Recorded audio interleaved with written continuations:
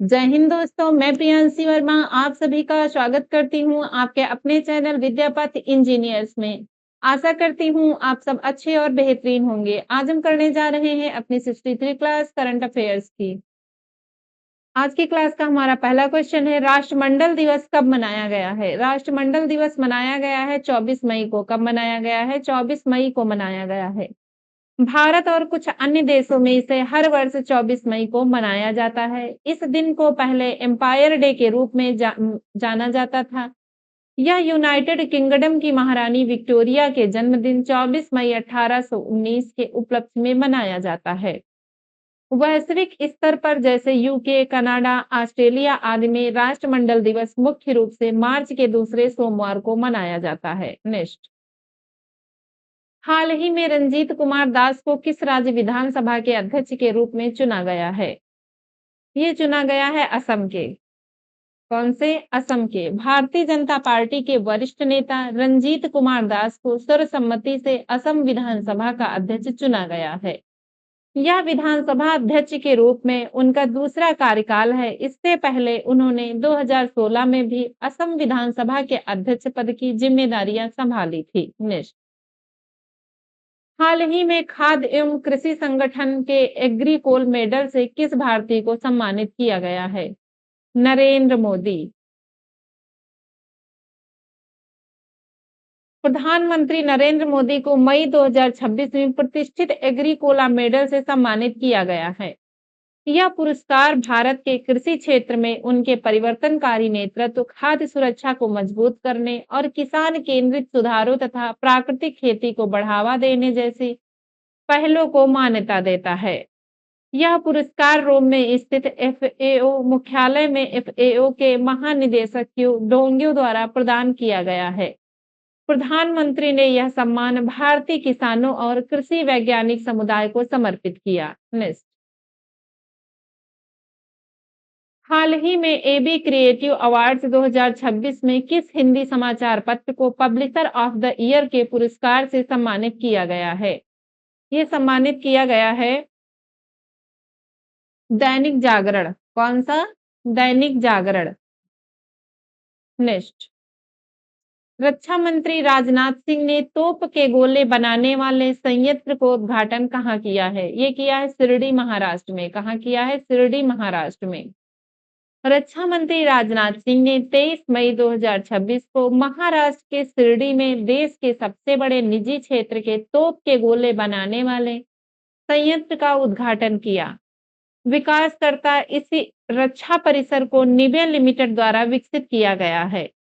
यह संयंत्र प्रतिवर्ष 5 लाख तोप के गोलों का निर्माण करने में सक्षम है, जो भारतीय सेना की आत्मनिर्भरता और मेक इन इंडिया पहल को बढ़ावा देगा। Next, all time favourite friendship stories नामक किताब किसके द्वारा लिखी गई है? ये लिखी गई है रस्किन बॉन्ड द्वारा। किसके? रस्किन बॉन्ड द्वारा। नेक्स्ट, इसे संयुक्त राष्ट्र military gender advocate of the year पुरस्कार दिया गया है। ये दिया गया है अभिलाषा बराक को। किसको दिया गया है? अभिलाषा बराक को दिया गया है।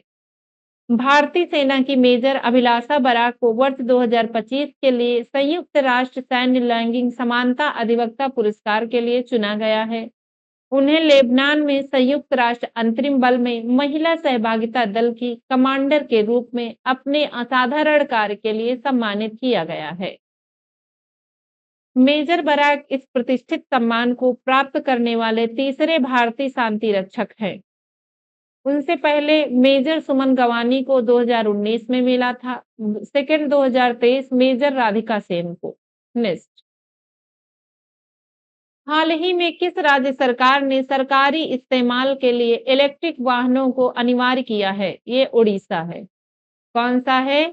ओडिशा है। ओडिशा सरकार ने ईंधन की खपत को कम करने और पर्यावरण अनुकूल परिवहन को बढ़ावा देने के लिए राज्य के सभी सरकारी विभागों में पेट्रोल डीजल वाहनों की खरीद पर रोक लगा दी है। 1 जून 2026 में सभी सरकारी कार्यालयों, संस्थानों और सार्वजनिक क्षेत्र के उपक्रमों के में नए वाहनों के रूप में केवल इलेक्ट्रिक वाहनों को खरीद को अनिवार्य कर दिया गया है। नेक्स्ट, हाल ही में ऑयल इंडिया लिमिटेड ने किस राज्य के दांडेवाला फील्ड में नया गैस भंडार खोला है? राजस्थान जैसलमेर। कौन सा है? राजस्थान जैसलमेर। स्थान कौन सा है? जैसलमेर राजस्थान दांडेवाला फील्ड। यह खोज सानू फॉर्मेशन में लगभग 950 मीटर की गहराई पर की गई है। परीक्षण के दौरान यहां से प्रतिदिन लगभग 25,000 स्टैंडर्ड क्यूबिक मीटर प्राकृतिक गैस का प्रवाह दर्ज किया गया। नेक्स्ट।